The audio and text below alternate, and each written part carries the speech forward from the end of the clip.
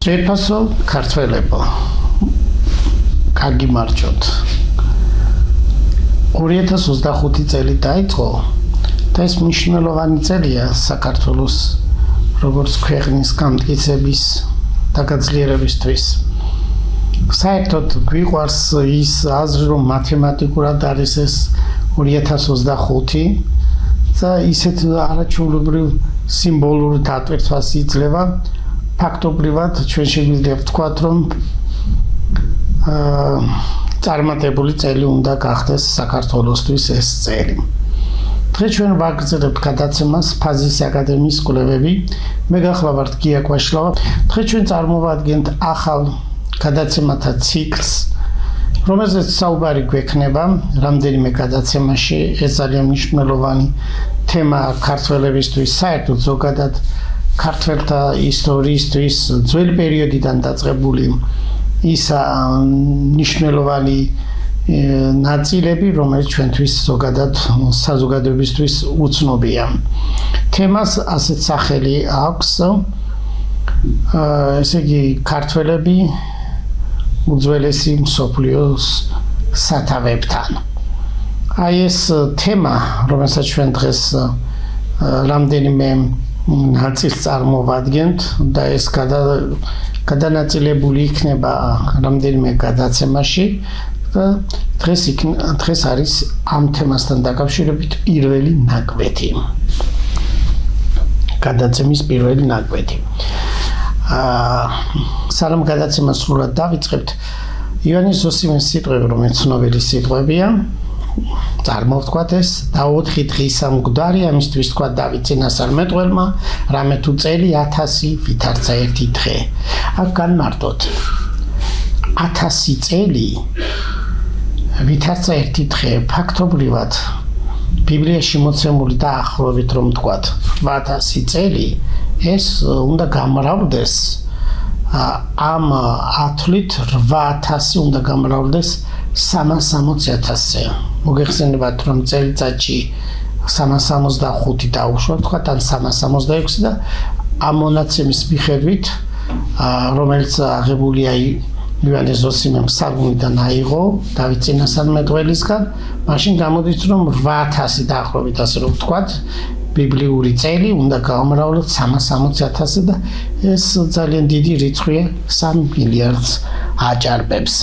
ამიტომ ზოგჯერ არაკვალიფიციურად თუ მიუდგებით ბიბლიის ტექსტის გარჩევას, ეს ძალიან მაღალი დონის შესრულებული ტექსტია, ძველი აღთქმისა და ახალი აღთქმის ტექსტი და არაკვალიფიციური მიდგომა იწვევს არასწორ ინტერპრეტაციებს ბიბლიური თემებისა. მე არ მინდა ახლა ამ მხრივ გავაგრძელო საუბარი, ეს თემა ზოგადად თეოლოგების საკითხია და მათ უნდა მიაქციონ ყურადღება, რომ საზოგადოებამ სათანადოდ მიიღონ ინფორმაცია ამ წლებთან დაკავშირებით. აქვე მინდა გავიხსენო შილერის არაჩვეულებრივი სიტყვა შეხედეთ. ჰომეროსის მზეც ჩვენ ვიღიმის. ფაქტობრივად დასაწყისში გადაცემისას თქვით, რომ აი სწორედ ჩვენთვის ახლა, რა თქმა უნდა, ჩვენი წარსულის პერიოდიდან, ჩვენი უძველესი ისტორიიდან, წარსულის ისტორიის მზე ჩვენ გვიღიმის, უბრალოდ ჩვენ სათანადოდ უნდა მოვემზადოთ და უნდა ავაწყოთ ის სისტემა, რომელსაც ქართული სახელმწიფო ქვია და მისი წარმატება უნდა დადგეს აუცილებლად. ჩვენი გადაცემის თემას დავახასიათებთ მოკლედ. კვლევა, რომელსაც ჩვენ ვაწარმოებთ დიდი ხნის განმავლობაში, 30 წელს მეტია დაახლოებით, და აქ არის მრავალი სხვადასხვა მიმართულება, ყოველ შემთხვევაში კვლევა ინტერდისციპლინარული, ეს არის ზუსტი და საბუნისმეტყველო, ჰუმანიტარული და საზოგადოებრივი მეცნიერული კვლევის ძიების შედეგი, რომელშიც უმდიდრესი არქეოლოგიური არტეფაქტებისა და უმნიშვნელოვანესი წერილობით ძეგლების, კერძოდ თიხის ფირფიტების, ქვის ტელებისა და სხვა ნივთების წარწერების ძველი ხელნაწერი და ნაბეჭდი ორიგინალი წიგნების, საარქივო მასალებისა და გარკვეული სამეცნიერო შრომების გამოყენებით ჩვენ შეძლებს დაკვირვაც გავადგენთ ქართველური სახელმწიფოებრივი აზროვნების, წყობილებისა და კულტურის განვითარების 4000-ლოვან თარიღის განსაზღვრას, თუმცა ჩვენ ცოტა უფრო მეტზეც გვექნება საუბარი არა სახელმწიფოებრივ, არამედ კულტურულ განვითარებაზეც. ეს კვლევები ჩვენ გამოვაქვეყნეთ სხვადასხვა სამეცნიერო ნაშრომებში, როგორც საქართველოში, ისე უცხოეთში. ფაქტობრივად ჩვენ ამაზე კიდევ დაწვრილებით ვიჯევლებთ რამდენიმე წუთის შემდეგ. კვლევაში ჩვენ გავაშუქეთ მასალა ისტორიამდელი და შემდგომი პერიოდის პროტოქართველური, ანუ სამხრეთ კავკასიური მოდგმის ხალხის განსახლების დინამიკის ამღწევი მათემატიკური და კომპიუტერული მოდელები, რომელშიც გაერთიანებულია ხელმძღვანელობით არის პროფესორ თემურ ჩილაჩავა, მე გიაკვაშლავა, პროფესორი გიორგი ფოჩხუა. კიდევ ენობრივი სისტემისა და სამხრეთ ევროპის, მცირე აზიისა და შუა მდინარეთის, სამხრეთ კავკასიის რეგიონებში აღმოჩენილი წერილობითი და არაწერილობითი ძეგლების შესახებ. შესაბამისად ამისა, მასში გადმოცემულია ეკონომიკური ურთიერთობებისა და ეკონომიკური აზრის კონკრეტულად მათემატიკის, თვლის, სააღრიცხვო საანგარიშო, მეტროლოგიური სისტემების, წერის ხელოვნებისა და დამწერლობის წარმოშობისა და განვითარების ჯერ კიდევ ნაკლებად შესწავლილი და გამოკვლეული ისტორია, რომელიც ჩვენ ყოველ შემთხვევაში ჩემ კვლევებში ასახულია კარგად. უახლესი მონაცემებით კვლევაში გამოყენებულია მითოლოგიური, ფილოსოფიური, ისტორიული, ანთროპოლოგიური, გენეტიკური, ეკონომიკური, მეტალურგიული, არქეოლოგიური, მათემატიკური, ლინგვისტური და სხვა მასალები, რომლებიც გამოქვეყნებულია შესაბამისი დარგის სპეციალისტების მიერ. კონკრეტულად დავისახელებთ ლაიბნიცი, ჰუმბოლტი, ბლუმენბახი, კლუგე, ჰომელი, ევანსი, ნიკო მარი, ივანი ჯავახიშვილი, მიხეილ წერეთელი, ედუარდ შვიცერი, გიორგი ჩიტაია, ვანდერ ვარდენი, ფრიჩა ხერმაიერი და სხვა. და ეს საკითხები ჩვენი, როგორც ამ გადაცემის წამყვანი და ავტორი, ნაშრომებში, პუბლიკაციებში არის წარმოდგენილი. ქართულმა საზოგადოებამ ასე თუ ისე იცის, რომ ჩვენ 2008 წლიდან 2024 წლებში მონაწილეობა მივიღეთ 4 კონტინენტის საერთაშორისო სამეცნიერო კონგრესებში, სიმპოზიუმებსა და კონფერენციებში. ეს საკმაოდ შრომატევადი იყო და ამ სამეცნიერო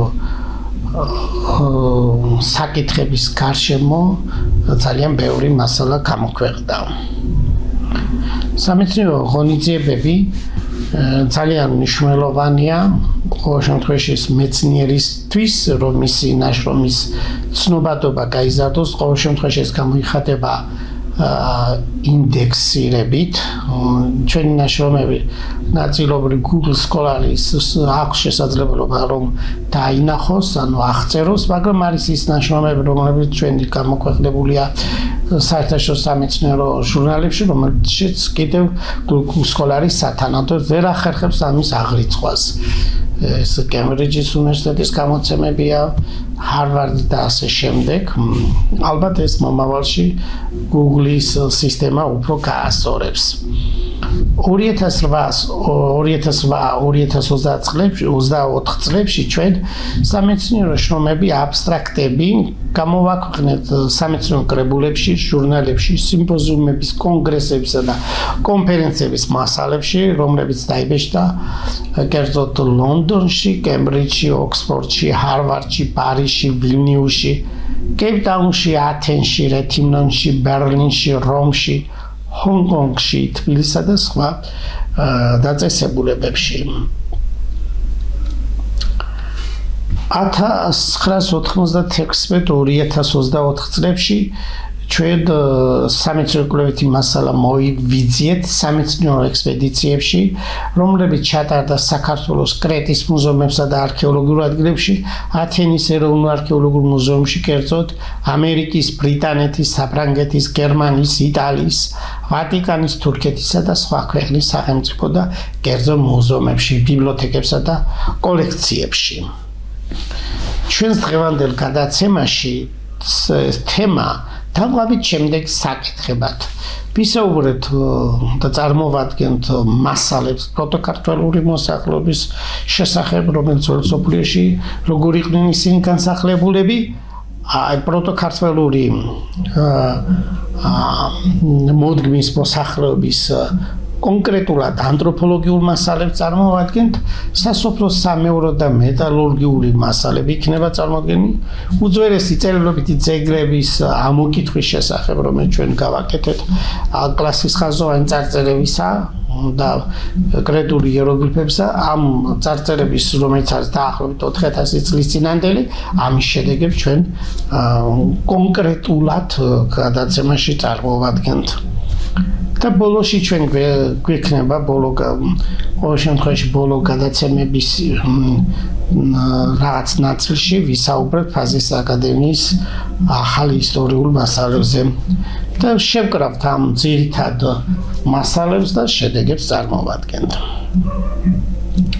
ჩვენ ახლა ვისაუბრეთ და ვიტყვით იმ საკითხზე მასალები პროტოკართვალური მოსახლეობის შესახებ. ყოველ შემთხვევაში ამ ეტაპზე ჩვენ გავიხსენოთ იონი ანტიოქიელი, რომელიც ცხოვრობდა მე-7 საუკუნეში, მისი ნაწერია შემონახულია. ყოველ შემთხვევაში ჩვენ ახლა გვაქვს ხელთ ბერძნულად და მისი ლათინური თარგმანიც. და ეს პირველად გამოქვეყნდა როგორც ასეთი ნაშრომი 1630 წელს. შემდეგზე 1851 წელს გამეორებული იქნა ეს ნაშრომი იონი ანტიოქიელისა და გამოქვეყნდა ევროპაში და ქართულად ნაწილობრივ ეს გადმოთარგმნილია სიმონ ყავჩიშვილის მიერ 1951 წელს. მოდით წავიკითხოთ იონი ანტიოქიელი რასერს თუ იმ შემთხვევაში თუ წარმოვიდგენთ დიკომარის მოსაზრებას იაფეტური თეორიის შესახებ, იაფეტური მოდგმა, ანუ იგივე კავკასიური მოდგმა, ან შეიძლება თქვა სამხრეთ კავკასიური, პროტოკართვალური მოდგმა და ასე შემდეგ. ეს ტერმინები საკმაოდ ბევრია, ერთმანეთის მომცველია და ყოველ შემთხვევაში ჩვენ გავიხსენოთ სვეტგამსახურდიას სულიერ მისიაში ეს მასალა კარგად არის მოცემული და ვისაც ეს ყოველ შემთხვევაში სვეტგამსახურდიას ნაშრომი თუ კარგად იცის, ამ თემასაც კარგად აღიქვამს. თქვათ წავიკითხოთ ახლა იონი ანტიოქიელის შემდეგი ციტატა. იაფეტის მოდგმას წილად ხვდა მიდიიდან. ეს თანამედროვე ირანის ჩრდილოეთ ნაწილია. ესე იგი, იაფეტის მოდგმა წილად ხვდა მიდიიდან ჩრდილო ნაწილი ვიდე ბრიტანეთის კუნძულებამდე. მთელი მიწა-წყალი ევქსინის, ანუ პონტოს შავი ზღვის გარშემო, მდინარე დანუბისის, ანუ დუნაის, ზოგჯერ შეიძლება ვთქვათ ისტროსისის და ტანაისის, ანუ მდინარე დონის დელტის, კერძოდ დღევანდელი სოფელი არის ესე იგი ნედვიკოვკის გარშემო, კავკასიის მთებში, აბაზგების ქვეყანაში მდებარე მიწა-წყალი, ტიგროსიდან ვიდრე პონტოს ზღვამდე, ტიგროსი ეს არის დღევანდელი ერაყის ტერიტორია, კუნძულები როდოსი, კვიპროსი. და ასე შემდეგ. ეს ციტატა არის იაფეტი, თქვენ მოგეხსენებათ, ვისაც კარგად აქვს შესავლილი ბიბლია, იაფეტს იპოვის ბიბლიის ძველ აღთქმის წიგნებში. იაფეტის შვილები გახლავთ გომერი, თუბალი, მეშექი. თუბალი მოგეხსენებათ იბერთან არის კავშირში, თოს დაკარგვა ხდება ეს ლინგვისტურად, ეს ცნობილია, მაგალითად შეგვიძლია გავეხსენოთ ამ ეტაპზე იოსებ ყიშიძის ნაშრომი, სადაც ეს ახსნილია მისი ლინგვისტური მოსაზრება. მეშექი ასევე საკმაოდ ბევრი კვლევები არსებობს და მრავალი მეცნიერული შეხედულებები და გამომდინარე მეშექი მუშკი ან მოშკი მოსხი ან მესხს ნიშნავს აქვს სხვა განსხვავებული აზრით თუმცა განსხვავებას ჩვენ არ გაურბით უბრალოდ უმრავლესობა მეცნიერების ამას ზიზიარებს იაფეს სხვა შვილებიც ყავდა ყოველ შემთხვევაში ჩვენ ახლა გავიხსენოთ გომერის შვილი თოგარმა თარგამოსი თარგამოსიდან მოდის უკვე ჩვენი ყოველ შემთხვევაში მესამე ნაწილი ქართველთა მოდგმის ანუ ქართველთა მოდგმის დასაწყისი არის თარგამოსი თუბალი მეშექი ანუ მოსხი ესე იგი სამი ეს არის ფაქტობრივად გამოდის რომ აღმოსავლეთ საქართველოს თარგამოსის ეხლა განსხვავებული მოსაზრებაც არის ხოლმე ქართლის ცხოვრებაში თარგამოსის შვილები გვეიქს სხვანაირად დასახელებული მაგრამ ბიბლიაში ასე არის განსაზღვრული თუბალი ანუ იბერი მეშექი მოსხი და ეს საკითხი ასე თუ ისე მრავალ კვლევას თავიანთ ნაშრომებში აქვთ აღწერილი და წარმოდგენილი ჩვენ რუკას არ მოგიდგენთ იეფეტური მოდგმის ხალხთა განსახლების არეალი რომელიც მონიშნულია ვარდისფრად და ეს ყოველ შემთხვევაში ივანე ანტიოქიელის ნაშრომის მიხედვით შედგენილია მაგრამ ივანე ანტიოქიელის ნაშრომის შემდეგ კვლევრებმა განსაკუთრებით ევროპისა და ამერიკის მაღალი რეიტინგის მქონე მეცნიერების მიერ შექმნილი და ასევე მონაწილეობდნენ რუსები სხვადასხვა პერიოდში ეს იწყება როგორც ვთქვით მე-17 საუკუნიდან მე-20 საუკუნის დასასრულით ქართველებიც ამ ხრივ ძალიან წარმატებული იყვნენ ამ იდეის განვითარებაში ახლა ქართველები რადგანაც დავასახელეთ ამიტომ ჩვენ ახლა პირველ რიგში უნდა ვთქვათ ივანე ჯავახიშვილი ნიკოლოზ ბერძეიშვილი და სიმონ ჩანაშია აი ეს პიროვნებები იყვნენ ძალიან საინტერესო მეცნიერები მაღალი რანგის მეცნიერები ეს ყველასთვის ცნობილია ფაქტობრივად ივანე ჯავახიშვილის გარდაცვალების შემდეგ სიმონ ჩანაშია შესაძლებლობა იმხრივ გააძლიერა რომ მას დაესრულებინა საქართველოს ისტორიის წიგნი სახელმძღვანელო და ის გამოიცა 1953-1956 წელს 58-შიც გამოიცა და კიდევ ერთ სხვა პერიოდშიც გამოიცა და აი წიგნში წერია ასეთი აზრი ეს ციტატა ყოველ შემთხვევაში ჩვენ კარგად უნდა ვიცოდეთ ქართველებმა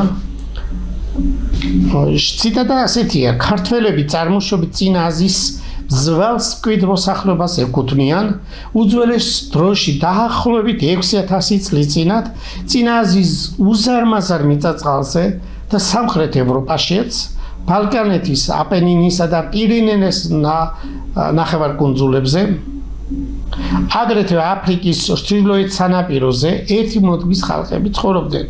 ამ მოდგმის ხალხებმა შექმნეს ძალიან ადრინდელი და დიდი კულტურული ცენტრები.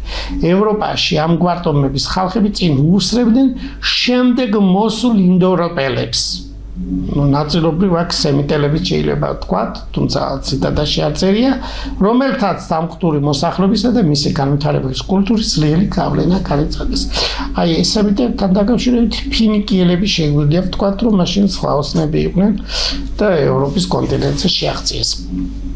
ძალიან საინტერესო ამ ხრივ ქართველი მეცნიერს კიდევ მიხეილ წერეთლისა, მაღალი რანგის მეცნიერისა, რომელმაც 1912 წელს გამოაქვეყნა ეს სტამბოლში მისი ნაშრომი, რომელსაც ქვია სუმერული და ქართული, ანუ თანამედროვე ქართულად რო ვთქვათ, შუმერული და ქართული, ესეთი სათაურით მისი ნაშრომი იყო. ამ ნაშრომში წერია შემდეგი ციტატა. ქართველები, როცა ჩვენს დია წარსულზე და ვლაპარაკობთ, ეს უბრალოდ ტრაბახი და ბაქი-ბუქი არ არის.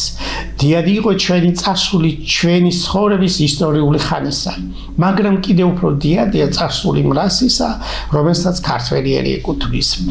ეს რასა, რომელსაც თამამად შეგვიძლია ქართული რასა უწოდოთ, დიდი, მრავალრიცხოვანი იყო, უძველესი კულტურის დაწყების მხრივ სემიტელებზე და არიელებზე წინა აზიაში და მასწავლეთ ისეთი ნიჭითა და შემოქმედებით დაჯილდოებული, რომ სადაც კი მოიკიდებდა ფეხს, აი რა თქმა უნდა მისი წარმატება იყო.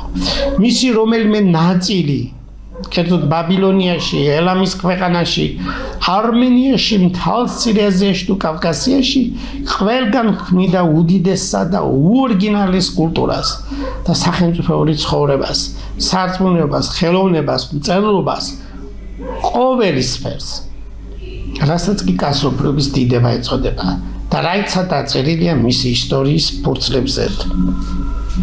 ამ ხრივ კიდევ გავიხსენებთ ტიტე მარგველაშვილის ნაშრომს, რომელმაც ძალიან საინტერესო დაიცვა დისერტაცია გერმანიაში და ტიტე მარგველაშვილის ნაშრომის ციტირებას და მის მიმოხილვას ახდენს გიორგი ჩიტაია-პაზის აკადემიის პირველი რექტორი და ის წერს, გიორგი ჩიტაია წერს შემდეგ ციტატას კავკასიელების ესე იგი ქართველების გავლენის კვალი განსაკუთრებით ჩანს შუმერელებზე. მათ თავიანთი კვალი დაუტოვებიათ სხვა ხალხთა ცხოვრებაშიც, სამხრეთით პალესტინასა და ეგვიპტეში, ჩრდილო-დასავლეთით უკრაინასა და პოლონეთსა და სამხრეთ სკანდინავიაში, დასავლეთით სამხრეთ ევროპაში და თვით შორეულ აღმოსავლეთამდეც. ამ რასას უნდა ეწოდეს კავკასიური, ზაგროს პონტოური, იაფეტური, ანუ ქართული და ეს უკვე ჩვენ ვისაუბრეთ ამაზე. ამბობს გიორგი ჩიტაია შემდეგ ციტატაში სპეციალისტების აზრით კულტურული ყოფით ამ რასას მიეწერება ლითონის ხელოვნება, მესაქონლეობა, სახვდელი კულტურა, შეიძლება მათვე მივაკუთვნოთ კერამიკული მორგვის გამოგონება და ცხენის მოშინაურება. განსაკუთრებით აღსანიშნავია, რომ მათ ჰქონდათ სახელმწიფოს ჩამოყალიბების ხელოვნება. ეს ხალხი იყო პირველი პატრიარქალური ფენა წინ აზიაში რომ შევიდა.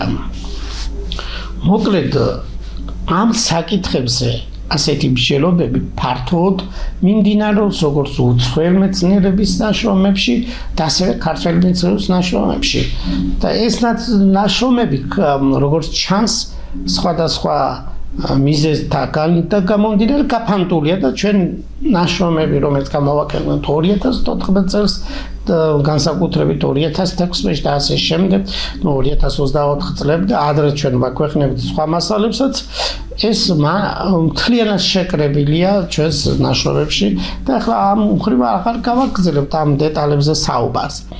აქ უბრალოდ დავამატებთ რომ უცხოელი მოგზაურები, სწავლულები და საეკლესიო პირები, რომლებიც ჩამოდიოდნენ საქართველოში, ისინი ხშირად ახსენებდნენ რიგ ისეთ მნიშვნელოვან თემებს, ახლა გვიდა გავეხსენოთ დონ კრისტოფორო დე კასტელის სიტყვა, მოკლედ ეს თქვათ, ეს ფართო ციტატა და შევამცირეთ და მოკლედ და გასაგებად რომ იყოს, ასეთია ქართველებმა ქვეყნიერება განანათლეს, ანტიკური ბერძნული სიბრძნე წარმოშვეს. ეს რომ ასეა დაწერილი ქალაქ პალერმოს კომუნალური ბიბლიოთეკაში, სიცილიაში, იტალიაში ინახება ორიგინალი და ქართული თარგმანიც გვაქვს ჩვენ და ახლა ამაზე საუბარს აღარ გავაგრძელებთ, ეს უკვე ცნობილია საზოგადოებისთვის.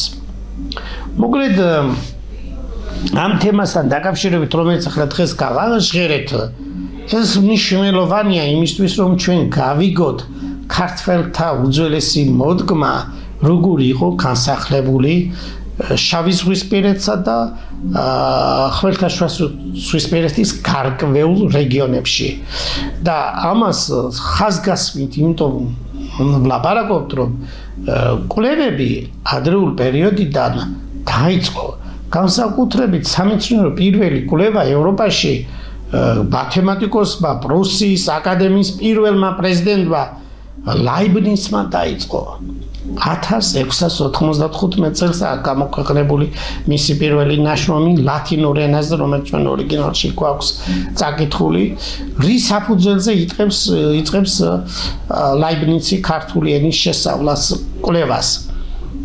1629 წელს თქვენ მოგეხსენებათ იტალიაში გამოიცა ქართული იტალიური ლექსიკონი და ეს მას ჰქონდა ხელთ და აქედან გამომდინარე მასალა შეისწავლა, სალექსიკონო მასალა შეისწავლა და შეადარა ამ ლექსიკონში მოცემული ზოგიერთი სიტყვა განსაკუთრებით ბერძნულს, ლათინურს,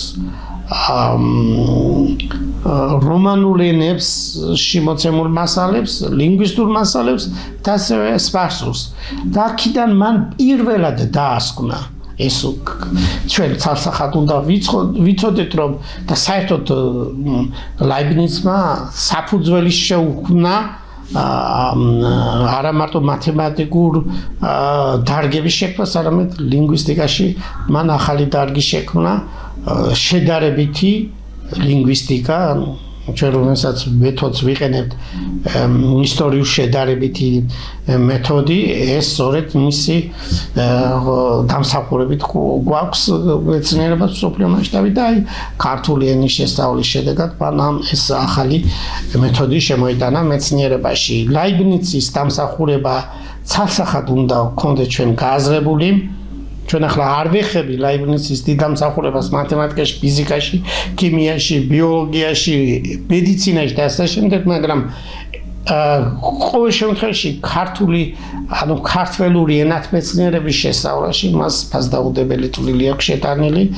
ის მსჯელობს რიგ საკითხებზე და იქვე ამბობს ამ თავის ნაწერში 1696-ში, რომელიც აქ გამოქვეყნებული, რომ მე კარგად ვერ ფლობ ქართულ ენას, მაგრამ ამის გამო ბოდის ვიხდით და პატიებასაც ითხოვს, მაგრამ ყოველ შემთხვევაში მას უნდა ის აზრი დააფიქსიროს, რომ ეს ცალკე მდგომი ენათა ჯგუფის წარმომადგენელია ქართული ენა, თუმცა შემდეგში პოპი და სხვები, ბევრს სხვადასხვა მოსაზრება ჰქონდა, ნიკო მარსაც ჰქონდა ეს, რომ ზოგჯერ იყო მოსაზრება, რომ ქართველური ენათა ოჯახი ცალკე არ იყო წარმოდგენილი და ის გაიგებულ იყო, ანუ შესული ჯგუფში, ან ინდოევროპულში, ან სემიტურში, მაგრამ ეს ახლა ძირითადად უკვე გარკვეულია, ინდოევროპული ენათა ოჯახი ცალკე არის, სემიტური ენათა ოჯახი ცალკე არის და ქართველური ენათა ოჯახი.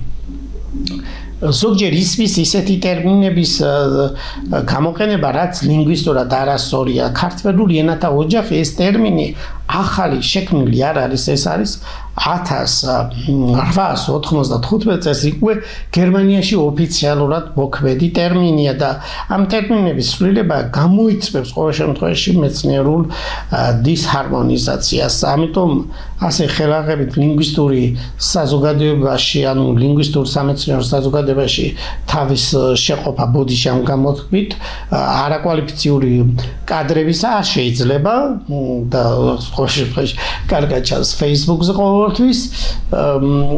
ესე იგი ქართველური ენათა ოჯახში შედის ქართული, მეგრული, ლაზური, სვანური.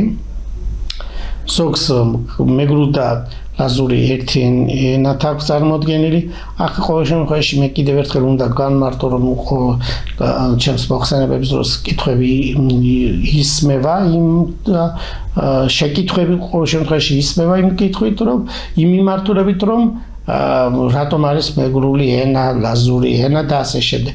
ეს სიმცდარი ლინგვისტიკაშია არ შეიძლება გავაჟღეროთ, იმიტომ რომ ლინგვისტიკაში ეს ტერმინი გამოიყენება ქართული ენა, მეგრული ენა, ლაზური ენა, სვანური ენა.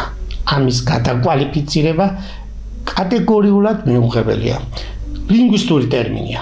სოციოლოგიური თვალსაზრისით მას სხვა დატვირთვა აქვს და ეს არ არის სამჯელო, მაგრამ ენათმეცნიერებაში ეს განსაზღვრულია და ცალსახად მიღებული ტერმინია და არაკვალიფიციური იქნება იმ კვლევრების ზოგიერთისა აზრის გამოთქმა, რომ გადახარისხდეს ეს 200-300-ლიანი სხვადასხვა ტერმინების გამოყენება. მესმის მეცნიერებაში განსხვავებული ტერმინები არსებობს, მაგრამ ძირითადი ხაზი მიმართულება არ უნდა შეიცვალოს, სწორედ მეცნიერება ეს არის. მოკლედ ამ თემასთან დაკავშირებით ჩვენ ვისაუბრებთ ღრმად შემდეგ გადაცემაში, გვექნება საუბარი ყოველ შემთხვევაში იმ ტერიტორიებზე, რომელზეც ჰქონდა შავი ზღვისპირეთის, ხმელთაშუა ზღვისპირეთში განსახლებულ ხალხთა შესახებ. კონკრეტულად ჩვენ შემდეგ გადაცემებში გვექნება საუბარი ხმელთაშუა ზღვისპირეთის, კერძოდ ეგეოსის ზღვისპირეთში მაცხოვრებელი, რომელთაც ზოგადად ჩვენ უწევდებთ პელაზგებს, სწორედ ბელაზგებში მაკრონები, ესე იგი მაკრიელები, ლელეგები, დოლიონები და სხვები მოიაზრება ეს ერთი ტომობრივი სისტემა არ არის, ანუ ბევრია ეს რაც ჩვენ ვიცით ბერძნული წერილობითი წყაროებიდან ადრეული პერიოდიდან აი ამ საკითხებზე ვიმჯელებთ ოდინდელოს სამკვიდრებელზე ამ ხალხთა რომლებსაც ძალიან ძველბერძნული წყაროები აფიქსირებს კერძოდ ევმელოს კორინთელი ეპიმენიდე და სხვა ძირითადად ეს წყაროები ძალიან ბევრია ჩვენ ამ ხრივ შემდეგ გადაცემაში ვისაუბრებთ დიდი მადლობა ყურადღებისთვის კეთილად ვრცანდებოდეთ მომავალ შეხვედრამდე